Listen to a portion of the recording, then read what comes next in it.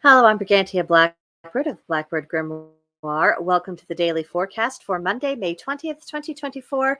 Good morning to you and happy Moon's Day. We are in the waxing gibbous phase of the moon.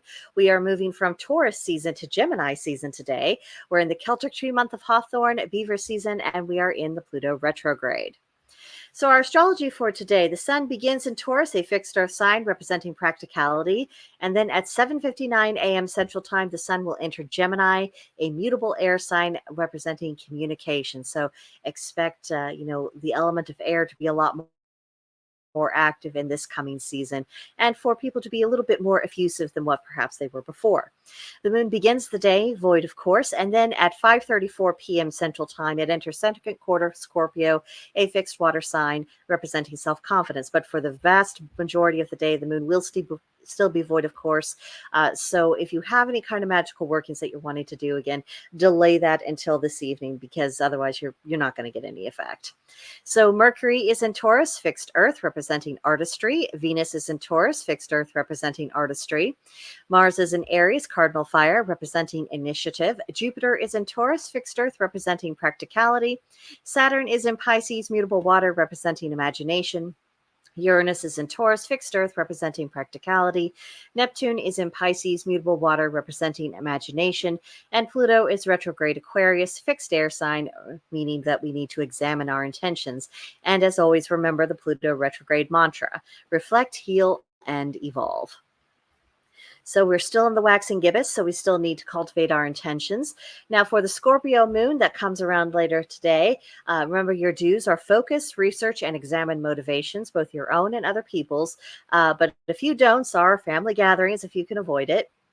Psychoanalyzing either others or putting up with that being done to you, and anything to do with manipulation. Now, because of that void moon, begin the week slowly if you can. I mean, obviously, we're all having to get up and go to work, so that's not going to. But just don't take on more than what you have to at first. The void moon of yesterday is lingering. It's not going to enter Scorpio until very, very, very late this afternoon. So in the evening, shift from this slow, deliberate pace to something that's a little bit more energetic, but is ultimately more introspective. And then this would also be a good night to attempt lucid dreaming. Now, our tarot card for today is Temperance, and the keywords are restrained reactions, the need to center, and moderation. Temperance is exactly what it sounds like. It is about finding that balance of and harmony in what we are doing and how we are being. And I'd like to focus upon that balance and harmony as a state of being. You're not chasing after extremes. You're not being blown around like a leaf in the wind. You're not being subject to all of the hysterias and all of the passions of other people or of outside events. You are rock solid within yourself. And that's a very important thing to cultivate. Not easy. Not going to lie to you there. But the more successful we are at cultivating this inner core strength and this inner sense of, I'm going to be all right, I'm going to balance, I'm going to make adjustments as I need to, I'm going to work in harmony with the energies around me rather than trying to constantly fight them, and I'm going to turn things to my advantage through that process.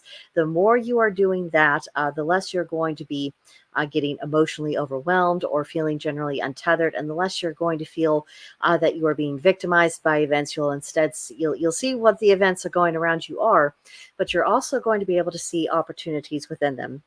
Even in the midst of very difficult or challenging things, looking for opportunities, looking for ways to use the situation rather than just focusing only on enduring it.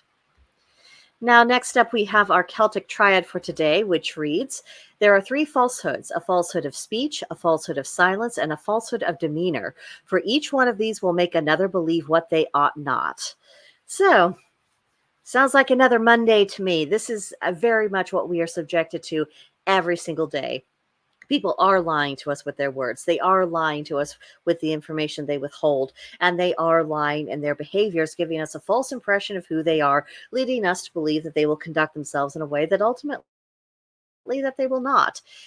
And you can't have a society this way, not for long. If you wonder why things have broken down and why it's going to take so much effort to build anything back up or to restore anything resembling healthy human relations, well, this is why. It all goes with the lying, with the false speech. That slander and libel creates false impressions that can be impossible to correct. That's why whenever there's something big going on, just watch and see what the mainstream media wants as its headlines. What story is it telling? Because 9 times out of 10, you will discover that the facts tell a very different story. And so you really have to ask yourself, what is motivating people to try to deliberately create these false impressions beyond just, oh, it got me clicks, or, oh, we're making money.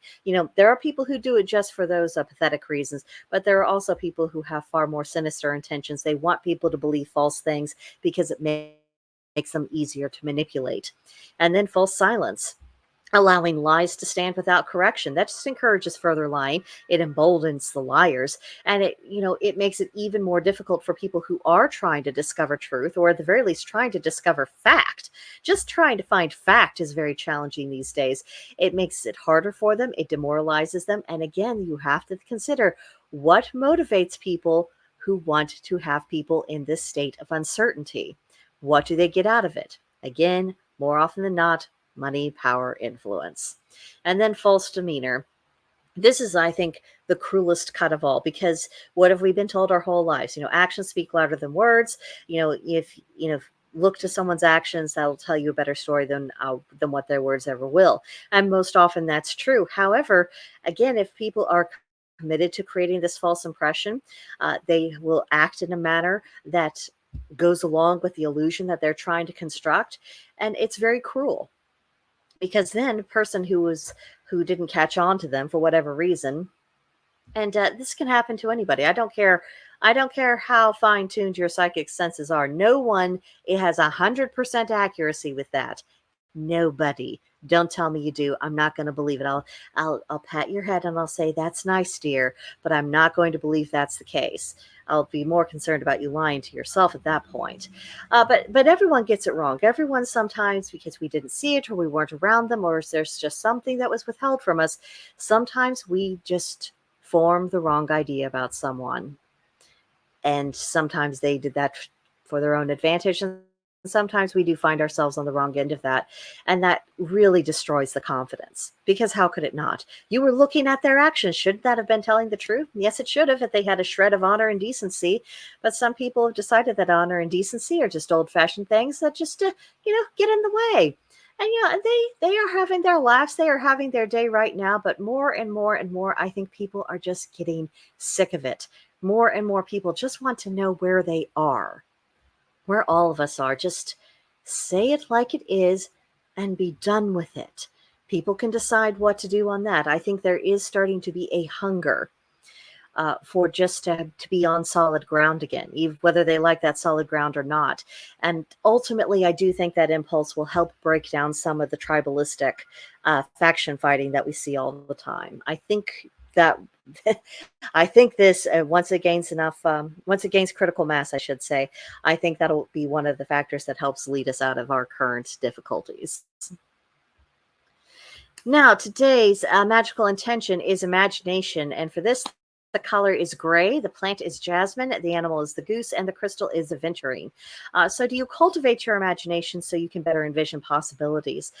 Sometimes, just a little bit of a daydream, just kind of, wargaming out again, something inside of your head. You can think it over, and then something occurs to you. You see a way forward, or you see a different perspective. You see something that can kind of change things for you, and you can use that. You can use your imagination to chart a more agreeable course forward. Now, for today's pagan practice, again, it's pretty low key because of that void moon for the most of the day. But what you can do is still honor a lunar deity, engage in dream work tonight. You can always meditate no matter what the moon is doing. You might think of drinking some lavender tea. That's very calming for the nerves, and I find that has been very helpful in clearing the mind for both meditation and for doing loose dreaming. And if you are wanting to do a bit of dream work tonight, consider putting just a small amethyst under your pillow. Last but not least, we have our journal prompt.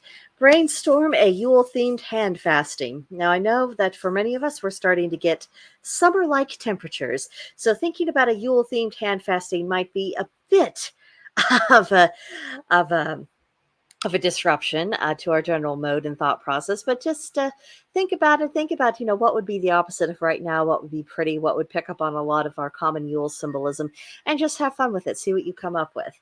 And that is what I have for you guys today. Let me know what you think about all of this in the comments below, or send me an email at brigantiablackbird@protonmail.com, and I can chat with you there. But have as good a Monday as you can, and I'll see you guys tomorrow.